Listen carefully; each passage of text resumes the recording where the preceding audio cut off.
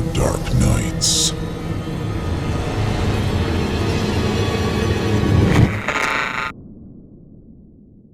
The following audio production is sponsored by Costume Supercenter. Exchange. Written by N.R. Knight. Narrated by Peter Bishop. Late one night, about 10 months ago, I found myself rushing my daughter to the hospital. I remember the morning, what time I woke up, the food I ate, and the sound of my girl's voice yelling, "See ya, Daddy," as she ran out the door to catch a school bus. Everything was normal, average, but were there signs? Could I have expected to bring her home from school at 12 that afternoon? Could I have guessed the cause to be chest pains, or predicted that those pains would return again 11 hours later, causing her to cry out in pain and fear? Could I have been better prepared for the race to the ER that ensued just before her heart gave out? I don't know. I remember that night, the heavy rain pounding against my car, creating a slick sheen on the streets that made driving over 40 impossible. The images of street lamps and traffic lights bleeding into one another on my windshield. I remember the franticness I felt as I gripped the steering wheel, swerving and slamming on the horn to warn the blurry shapes of pedestrians to get off the fucking road before they ended up getting personal with the front of my car. I remember her wide eyes as she held her chest in agony, the suffocating sense of hopelessness that filled the air around her by the time we reached the parking lot where she fell unconscious, her motionless chest by the time I carried her through those automatic doors. What followed was a long 40 minutes in the waiting room. The emergency room was surprisingly empty for a Friday night, apart from the woman at the check-in desk. Her face a mask of indifference, I doubted she had much interest in discussing why I was there, soaking wet and tapping my foot in my pajamas. Looking back, that indifference seems vaguely irritating. At the time, it was fine by me. I wasn't feeling talkative anyway. I sat in an uncomfortable waiting room chair and thought about my daughter. I wondered what those doctors were doing to her in that disgusting hospital room. My mind jumped back and forth between the present and the last time I had seen something like this. My wife had had a similar episode 8 years before. Shallow breathing, chest pains, sweating, moaning, a look of panic. I'll never forget that look. The look of someone whose time had come. For her, it had. From a combination of heart and lung failure. She died, officially, in the emergency room. Though by the time the ambulance arrived, there wasn't anything the doctors could have done to save her. Considering that, I thought, maybe it wasn't so irrational that I'd chosen to drive recklessly through the streets to the hospital myself, as opposed to calling 911 and waiting for my daughter to die. Still, the ride was rough. I probably did even more damage. I braced myself for the worst. The news, when it came, fell somewhere in the middle of the spectrum. Not bad, certainly not good. "She's unconscious, but her breathing's stable," the doctor started. Relieved, I interrupted and thanked him for telling me she was all right. At least that's what I thought he was saying before I sensed his grim disposition and cut myself off. He repeated she wasn't dead, but went on to report that she was far from healthy. At the time, the doctors could only guess at what was causing her symptoms. But within a few days, we learned my daughter was functioning with diseased heart and lungs. Likely hereditary, they said. Something inside me couldn't help but agree. Her heart was already struggling to pump blood, while her lungs made breathing difficult. Directly and quite coolly, the doctors told me if something wasn't done, and soon, the consequences would be dire. This wasn't a situation that could be remedied by a prescription. If she expected to live and regain her health, she would need a donor. For one heart and at least one lung, they said. So she was put on an organ donor list. We were asked to return weekly to make sure she remained stable until her number came up. Simple. But there was one thing I neglected to acknowledge initially. Something never mentioned by the doctors. Probably to keep our hopes up, as stress would make things complicated. her blood. I was the one that had to ask. I needed to know what the chances were of finding a suitable donor. I never found out for a fact whether or not the doctors knew her chances from the start, whether they knew all along how rare her blood was. I never wanted to know. Ignorance is bliss, as they say, and the idea that if we hung in just long enough, the organs would come like a postal package would have made the waiting more bearable. It would have been so. I wouldn't have inquired. I would have blamed time, until the letters suggested I ask. It was around 3 weeks after that first harrowing night in the hospital that my daughter was deemed healthy enough to go back to school. Out of caution, I stayed home from work that day, waiting tensely by the phone in case something happened. At least that way, I figured, I wouldn't be on the other side of town if I needed to pick her up. It was 1 hour before she was due to return home, 2 hours after the mailman should have made his daily rounds. I must have been dozing off at the time because I awoke to a strong whiff of something dreadful. It came and went so quickly, I was unsure whether I had only imagined it, but for a second, my nose was filled with a pungent aroma that smelled something like burning fish and wet smoke. Next, I heard the unfamiliar scraping sound of something sliding through my mail slot, despite the fact that no one, not even the mailman, ever used the thing. While I found it strange, I didn't feel like checking right away to see who could have delivered the letter. 5 minutes I lay there before deciding to get my mail. Once at my door, I saw the envelope on the mat. I picked it up and examined it. Completely blank. There was no return address, no sending address, not even a stamp. It was just a sealed blank envelope. I went to my window to peer outside. I didn't see anyone in the yard. No foreign cars were in my driveway or parked along the sidewalk either. I shrugged, figuring I must have missed them. Envelope in hand, I sat back onto my couch and stared at it momentarily. As I held it, I swear my fingertips started tingling, as though the envelope were made of little insect legs trying to wriggle out of my grasp. I absently passed the sensation off as nerves before finally opening the letter. I'm not quite sure that I should have. The tingling sensation left after the seal was broken. I took out the letter inside. Its texture was oddly damp. I remember the message well. It said, "You have a daughter that needs a heart and lungs or she will die. You won't find anything. Her blood is rare. Ask about the blood. You can still save her. The clock is ticking. You can exchange a child close to her age for her life. You must have them alive. 267. It was when I read those 5 lines, I started to hear clicking, as though someone were lightly rapping their fingernail on the back of my skull at irregular intervals. Since the message was so subtle, so ambiguous though, my immediate questions overshadowed any other thoughts or feelings. What was this? A threat? A joke? Who knew about my daughter's condition? She barely did. I mentally ran through a list of names of the few friends and family members with whom my daughter and I associated. None had the closeness, the timing, or the motivation to pull this off. My first instinct was to go to the police with the letter after my own mental investigation yielded no results. Unfortunately, when I did, the police investigation came up likewise short. In fact, without a return address or even a trace of fingerprints, other than my own, there was not much investigation to be done. Furthermore, without any act of physical violence or a direct threat, the authorities would not or could not do much to help. They just told me to remain cautious, keep my house secure, put the letter out of my mind, and go back to work. Try not to think about it, they said. Crazy folk will do this sort of thing from time to time.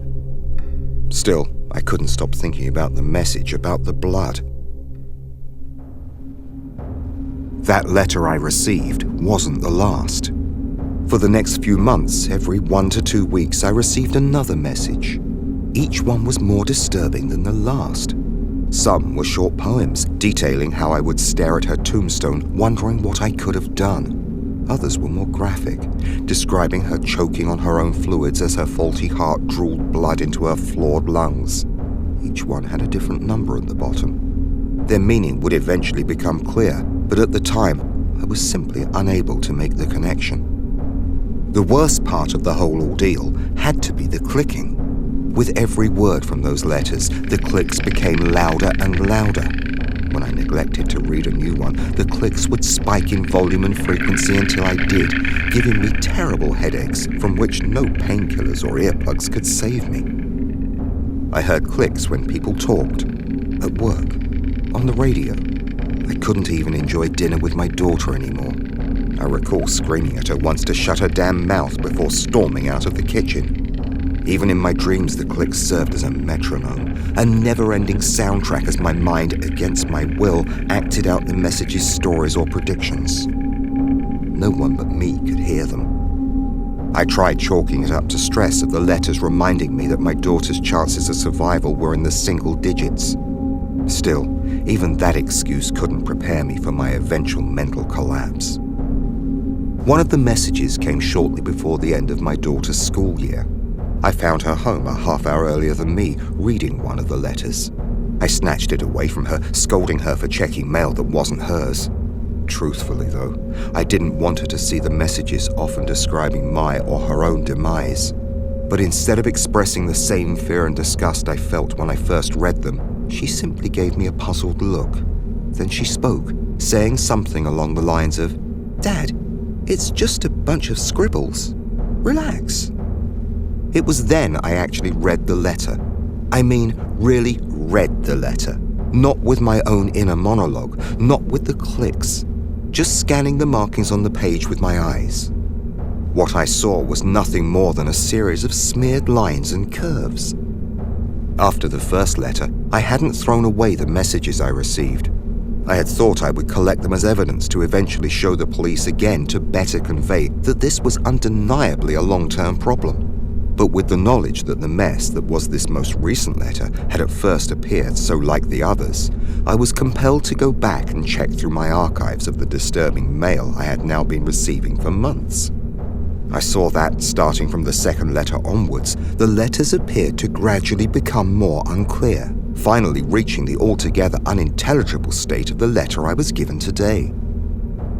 Still, I understood them all when I listened to the clicks. Were the clicks translating this unreadable chicken scratch? I couldn't go back into work thinking about that. Another week passed. I took about 2 weeks of sick leave from my job. I spent them waiting by the door for the next letter. I didn't know when it would come, but I knew I had to catch the sender. The letters, the clicks, the translation. I needed answers. It became an obsession. Each day became a blur of me staring at the door, waiting for someone besides my daughter to walk up to it. Occasionally, I daydreamed about catching this elusive letter carrier, pinning them down, bringing my fist down on their snot-nosed face again and again, screaming why and how until they gave me an answer I liked. The clicks approved of these violent fantasies. I scared the mailman off on the third day, screaming at him that I knew it was him. I knew it wasn't, though. He never came to my doorstep, and he had no means or motive to make this happen. I don't know why I did it. The clicks approved of the blame. The day came eventually. I detected that memorable scent of fishy, wet smoke. I wasn't expecting it, but I didn't have 5 minutes for another mental check. I leapt for the door before they could even get the chance to think of slipping another letter through. I was sure I had them. I swung the door open to reveal my empty porch. I smiled. I let out a small chuckle before giving a hyena-like laugh. I leaned against the frame of the door, clutching my stomach, laughing. I slid to the ground. So I was crazy. It explained so much. That damp, fishy smoke I smelled was all in my head. Those clicks reverberating in my skull was because I'd snapped. I knew it. I did. I called out to imaginary men in white, telling them to stick me in a straitjacket right then and there because I had lost my mind. That's what I thought when I got up and walked back into my house. When I closed the door, I heard the slot and felt a piece of paper ricochet off my leg. I didn't feel that, I tried to convince myself. I'm crazy. I'm mad. The smell vanished. My smile didn't. Chills ran up my spine. I picked up the letter and took it back to the couch. I didn't bother looking out the window or opening the door again. I knew no one would be there. I read the contents of the letter, or rather, I listened to the clicks whisper them into my ear. It was one line. Your girl will talk with death today. 12. At 2:30, I got a call from the school saying my daughter had just been rushed to the hospital. At 4 o'clock, I overheard that if she didn't get her organs soon, she would suffer a violent death. I even heard them refer to euthanasia as an option. I left the hospital around 5:45. The clicks told me to drop by the rental place before they closed, so I did. Around 8 or 9, I found myself at the bottom of a few bottles at the local pub. I can't say for sure what the exact time was. When you're drunk and numb, numbers tend to run together. But somehow, even in my drunken stupor, the meaning of those numbers at the bottom of the letters hit me. How they were counting down to my daughter's final day, the day the predictions of the letters would come true. When I came home late, the clicks were suddenly soothing. They lulled me to sleep that night. No nightmares, no visions. All they did was click to me in black unconsciousness, repeating the first letter's contents with a smooth rhythm. I had my instructions. I awoke the next morning. I felt good. The clicks told me that everything would go well today, that my daughter would soon be okay, because I knew exactly what to do. So after a wash and a brief breakfast, I headed out to pick up the van from the rental place. For the next few hours I drove. The clicks were quiet for the first time in a while. They were respecting my hunt. Around midday, I found my prey. In a quiet, unfamiliar neighborhood, I spied a kid, somewhere around my daughter's age. He had some frizzy hair, wore crooked glasses, and carried a large book bag. I didn't know what he was doing out or where he was going. I didn't care. This kid was perfect. I'm not a religious man, but that moment I was sure he was a godsend. This kid was here for me, for my daughter. I just had to get him. I pulled up beside him. "Hey there," I said in my friendliest voice. "Heavy bag you've got there. Need a lift?" Before I could finish my sentence, the fucker bolted. Looking back, could I blame him? No. But then, suddenly, I was consumed with rage at him for running like that. He was teasing me. I shook as the clicks roared like a marching band. "Get him! Get him! Get him!" My muscles reacted before my brain could object as I launched the van forward. The clicks approved of my quick decision. There was no scream. Not one I heard, anyway. It was the thud that brought bitter sanity back, and the clicks lowered to the point of being inaudible. It was like waking from a dream. What was I doing? I looked through the windshield onto the street to see something lying in front of the van. My heart stopped.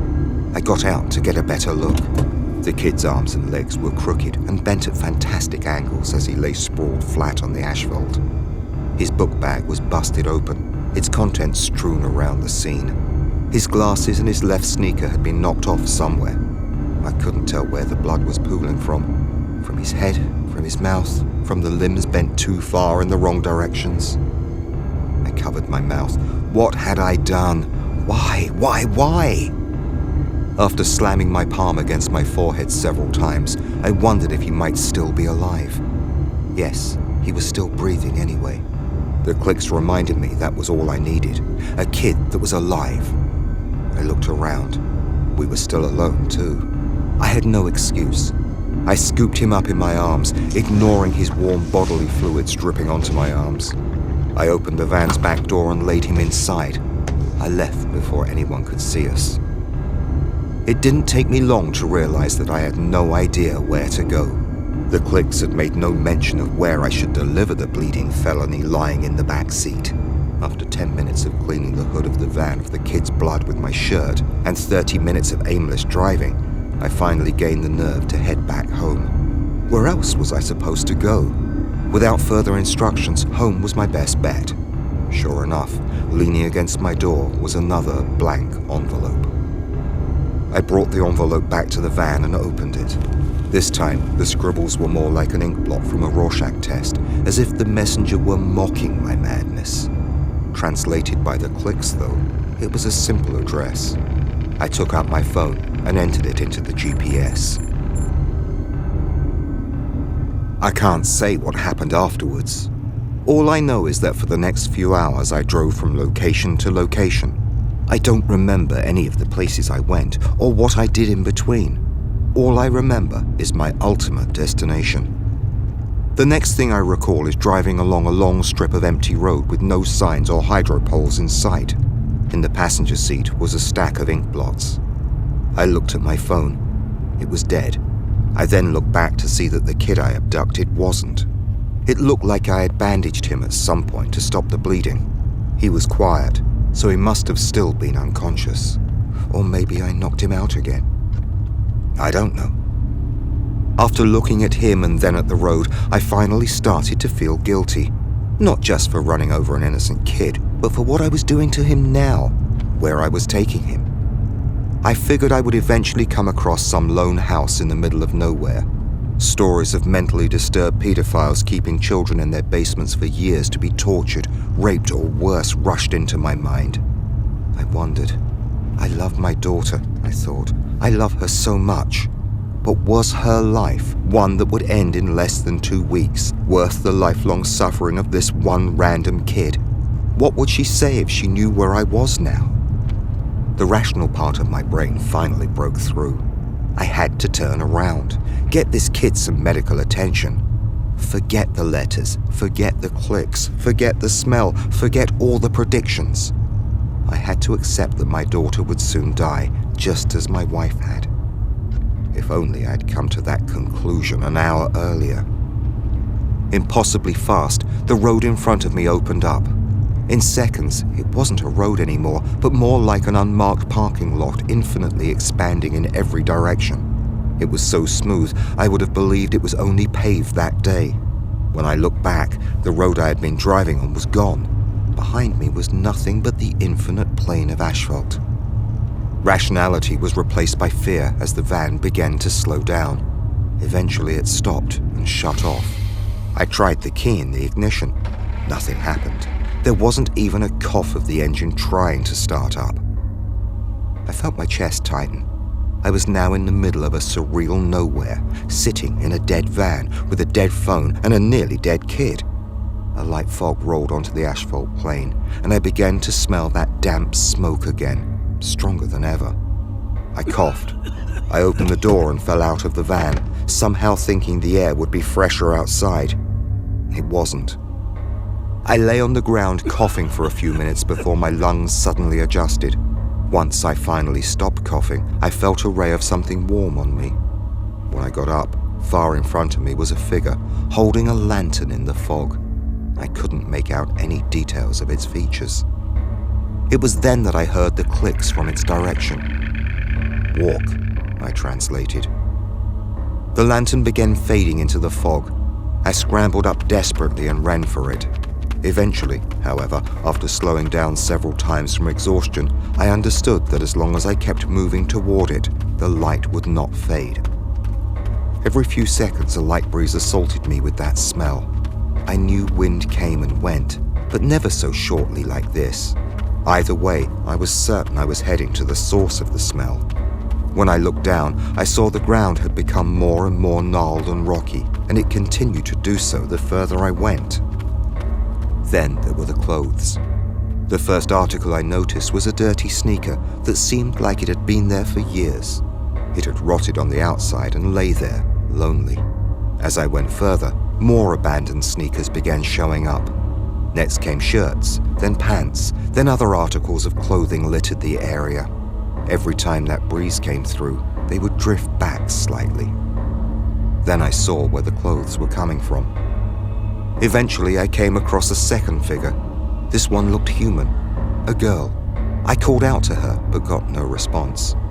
I saw that she had a pickaxe and was swinging it mechanically into the asphalt. Her clothes were worn. Her pants were filled with holes like she'd been shot several times in the thighs. She was also missing a sneaker. When I approached her, she didn't notice me. She stared into the ground with red, bloodshot eyes, as if I wasn't even there.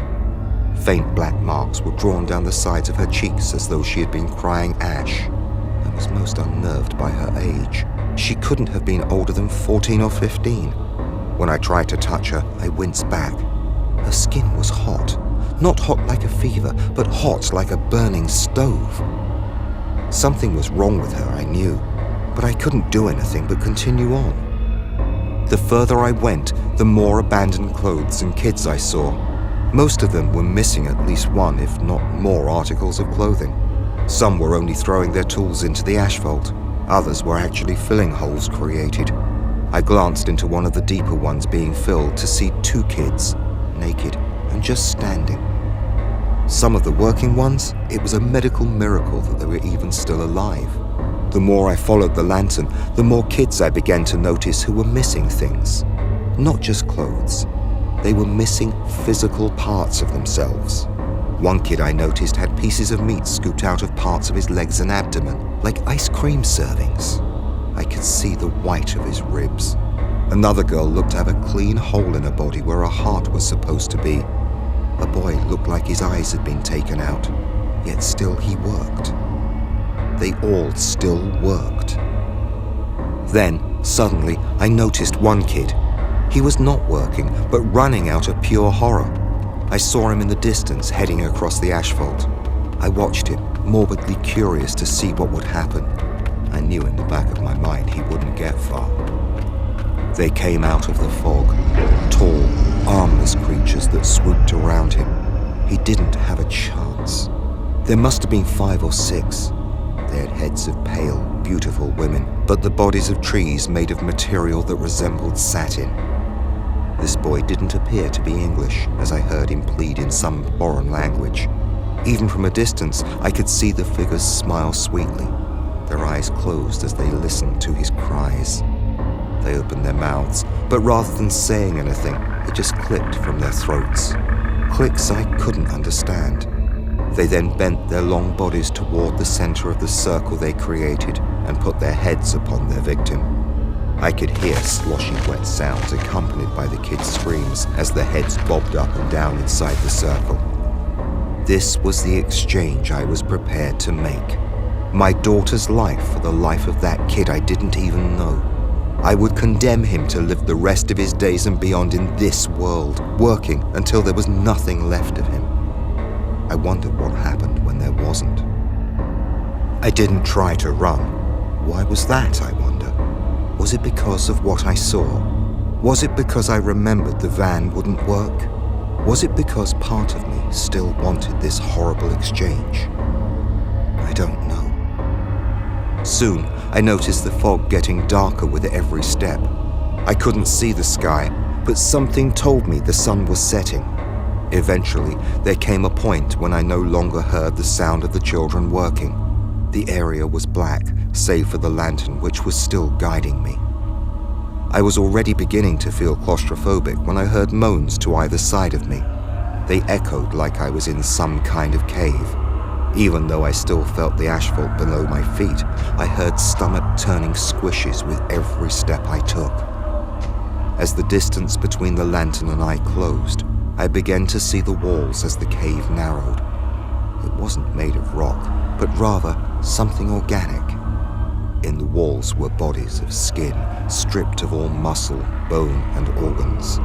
Nothing was left of these figures, and yet somehow I saw their mouths move in agony as they struggled against their moist prison. The air was filled with moaning. "It's eating us!" I thought about the breeze, now strong. I wondered if I was actually in a cave at all. The lantern thing clicked stop. 5 feet separated me from the morbid walls. The figure clicked for me to look down. A cooler was there.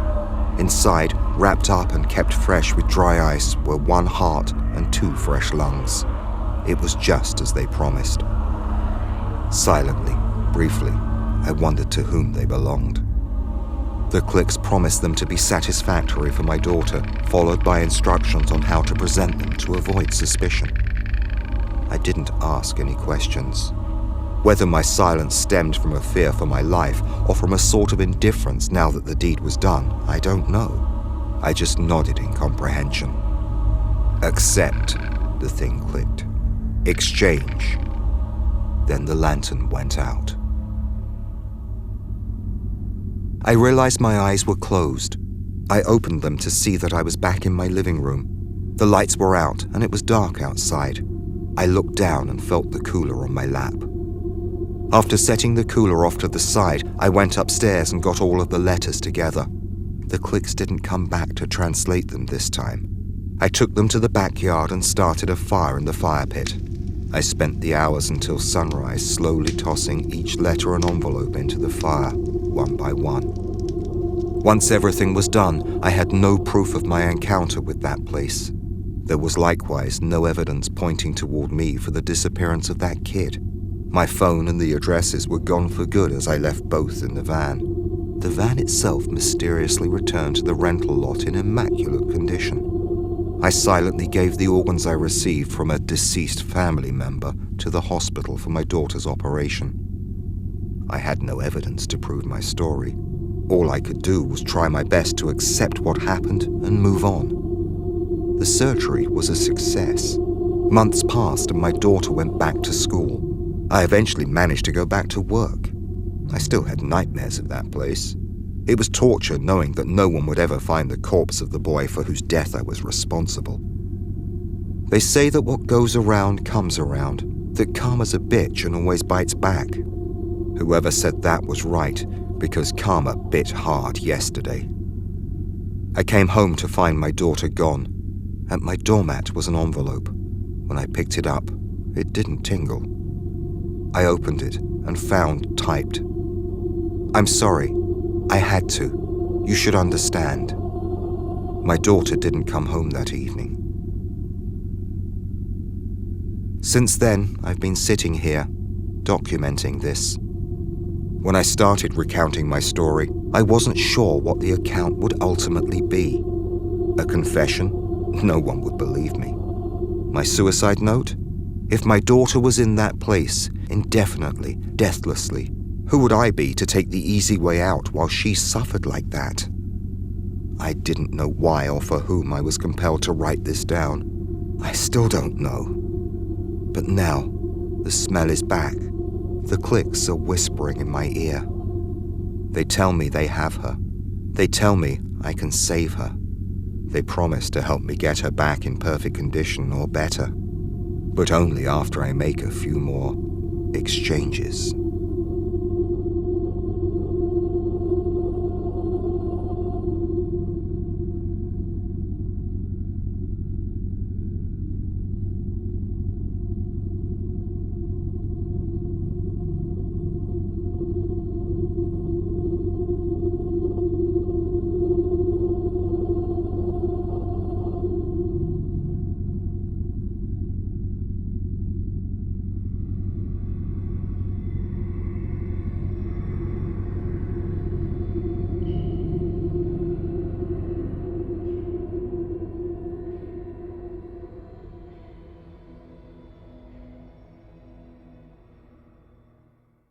Thanks for listening.